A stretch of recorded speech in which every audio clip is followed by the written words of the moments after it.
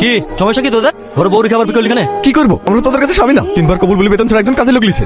সারাদিন রান্না করে খরচা দিয়ে কাপড় কাচা, টাকা তো পাইনি, ঘুরে উল্টে আমাদেরকে টাকা দিতে হয়। ওদের জীবনটা একবার নরক করে দিয়েছে। আমরা ওদের হাত থেকে বাঁচতে ভাবি করছি।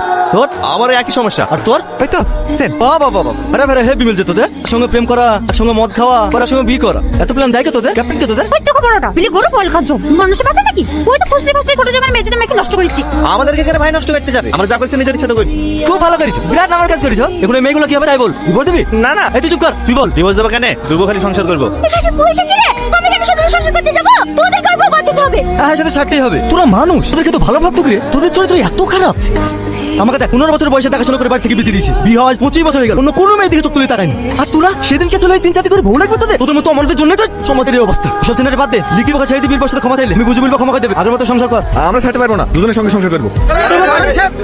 আমাদের সমাজে থাকতে গেলে এইসব নোংরা চলবে না। দেখুন একজন লোক বেশি দিতে হবে। কার সাথে সংসার করবি তাই বল। আমার সাথে করবি? তোর কিছু বলার আছে?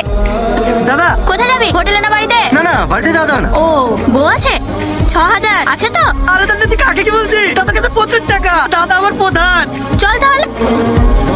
এই যে হ্যাঁ না না কোনো অসুবিধা নাই। এমনিতেও তো মুসলিম সমাজে সার্টিফিকেট করার নিয়ম আছে। তাছাড়া ছেলেদের ইনকাম তো খারাপ না। পপ সন্তান ক্ষমতা আছে। বোন হাসি তাও হাত তোমাদের দোষ আছে। জামাকে ঘর জামাই রেখেছে এভাবে খাটিলাও। সংসার করো সংসার করো। তুই চো চো চো। ভাই ভাই ভাই চলো। 1 মিনিট, তোমরা যদি সত্যি সংসার করতে চাও তাহলে চলে আসো। বাই। তুমি আমার বাড়িতে কি করতে এসছো? থাকতে আসিন। আমার মোবাইলে চার্জার আর জামা কাপড়গুলো নিতে এসছি। যত যান ঘরটা খুব নোংরা নোংরা লাগছে। আর জামা কাপড় গুলো এসে বাইরে ফেলে দাও। প্রতিটা পরি আছে ওটাও আমার কাপ খুলে দিছি। হ্যাঁ হ্যাঁ, ছোট লাগে জিনিস খুলে দাও। আজ বিকালে তোমাকে নিয়ে শপিং মল যাও, ভালো ভালো শাড়ি কিনে দেবো। ঠিক আছে যান। ওগো এইবারটার মতো ক্ষমা করে আরেকটা সুযোগ দাও না।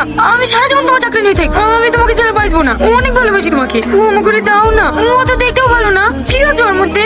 গুণ আছে গুণ। ওকে বিনা করলে আমি জানতেই পারতাম না বিবাহিত জীবন আরো সুখের হয়। এই যে দেখো কত সুন্দর মাথা ম্যাসেজ করে দিছে। আমি যাতে খেতে ভালোবাসি সকলটা সব রান্না করে ফেলছে, নিজের হাতে খাই দেবে। দিবা থেকে এসে একসাথে টিভি দেখবো। তোমার নাকি কেনা সিরিয়াল না, রোমান্টিক সিনেমা। তারপরে দুজনে মিলে বাজারে ঘুরতে যাও। উফ, সুখেই সুখ। জীবন সঙ্গী হলে তো এরকমই হওয়া উচিত। তুই তো লোকে ছাড়বো না তাই তো? মাথা খারাপ, আমাকে পাগলা কুত্তায় কামছে নাকি? তাই সবাই সর্বশ্রেণী নরকের আগুনে চাপ দেবো। ওগো শোনো না, আমি সব কাজ করে দেবো তোমার। ও থেকে অনেক বেশি ভালোবাসবে তোমাকে।